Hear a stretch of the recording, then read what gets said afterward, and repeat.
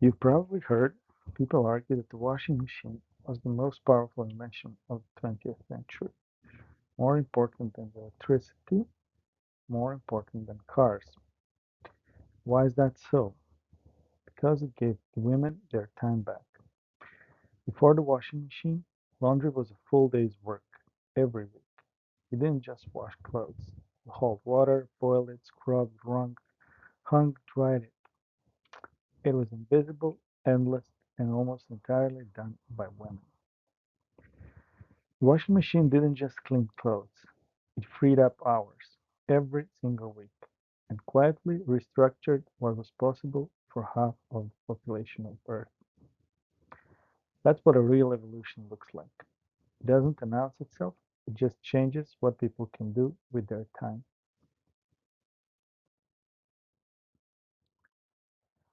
We keep calling remote work a perk. A perk is a gym membership.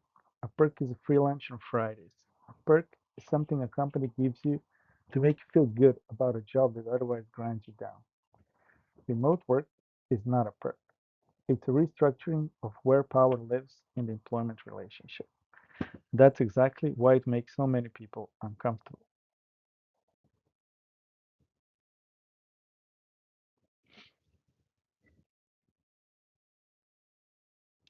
Let's look at the evidence, not from advocates, from real organizations running real experiments at scale. The Global Workspace Happiness Report 26 found that where people work has more consistent effect on happiness and engagement than any other variable in the study. Not salary, not manager, not team, where they work. Atlassian, after 1,000 days of fully distributed work, 92% say the policy lets them do their best work. 91% say it's an important reason they stay. And here's the number that should stop every return to office advocate. Only 1 in 3 executives who mandated a return to office thinks it had a positive impact on productivity. They made the decision. They enforced it, and most of them admitted it didn't work.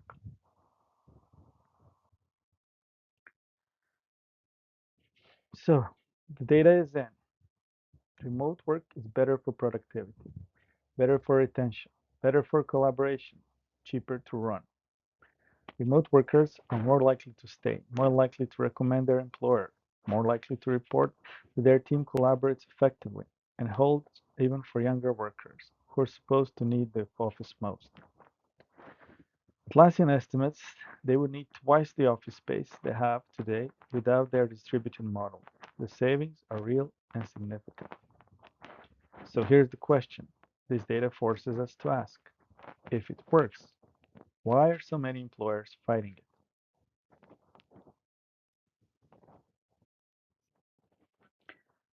Let me tell you an anecdote about a company. I won't name them. They signed a 10-year lease on a large office in central London. Then COVID hit. Everyone went home, work continued, the business survived. When restrictions were lifted, leadership looked at the lease and felt something uncomfortable. Not a business reason. Financial anxiety dressed up as a business reason. So they mandated 2 days a week in the office. 2 days in the week they chose were Monday and Friday. Think about what that communicates. Not we value collaboration. It says we don't trust you on the days you might otherwise not show up. It's surveillance, not culture. The economics are absurd. Utilities go up, cleaning costs go up. The building costs more when people come in. The lease was already signed, the money is already gone.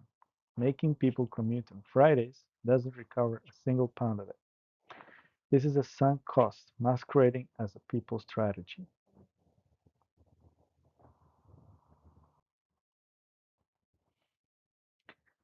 But the lease is just a symptom.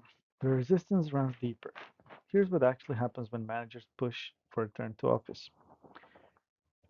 Visibility bias. If I can see you, you must be working. It's not rational, it's primal. Loss of identity. For a certain type of manager, the open plain office is evidence they matter. Remote work dissolves that visual hierarchy. Fear or irrelevance. If people work well without being managed, moment to moment, What exactly is the manager for? Remote work exposes weak management. Good managers thrive in it. The asymmetrical risk. If remote work goes wrong, the manager who approves it gets blamed. If RTO goes wrong, it's just a policy. The safe career move is always to demand presence. Mimicry. Amazon did it, Goldman did it, must be right. Well, none of these are about performance. None of them build culture.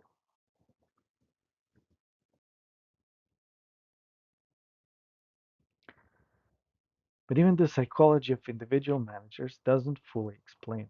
The resistance to remote work is ideological. Hegel believed that human freedom isn't something you were born with, it's something you realize through your relationship and institutions. The family is the first place a person experiences unconditional recognition, being seen not for what they produce, but for what they really are.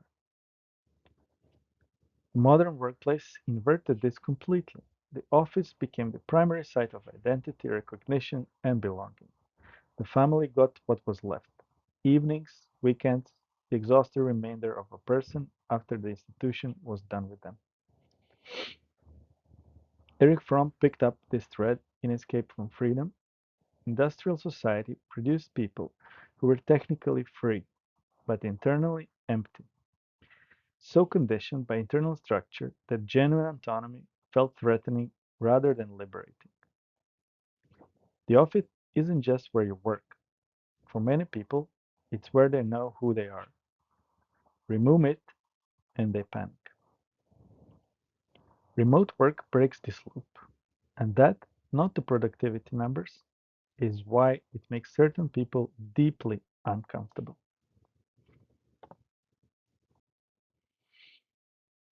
I want to tell you something personal. I work from home. I see my children grow up, not in the holiday photo sense, in a Tuesday afternoon sense. They get stuck on something, homework, a feeling, a problem. They can't frame it yet, and I'm there. Not scheduled, just there. I hear them in the other room. They hear me. That presence, just knowing the other person is close, is not nothing. For a child, it is almost everything. We eat together. I take breaks that actually restore me. Not water cooler conversation about nothing, but 10 minutes of something real with someone I love. And here's what I've learned: children don't need you for hours at the time, they need you for 15 minutes, but you have to be there when that 15-minute window opens. You cannot schedule it, you cannot make it up on the weekend. It's a moment and then it's gone. The office doesn't just take time, it takes your availability. And availability, quiet, unhurried, reliable presence, is the thing children need most, and parents in traditional work structures almost never have. We talk about remote work as a productivity question. It is also a question about what kind of people we raise.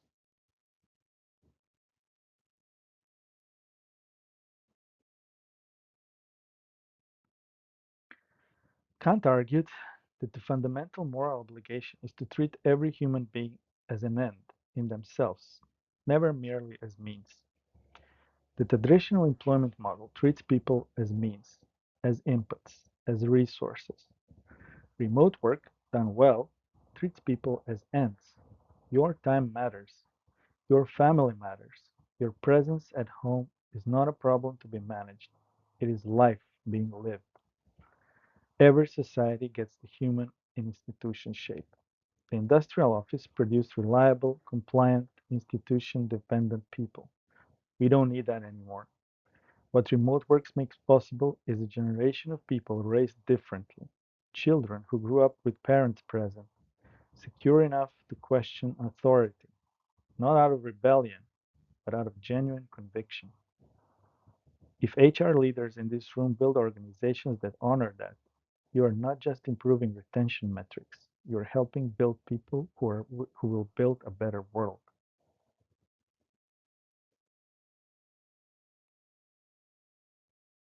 The washing machine didn't ask for permission.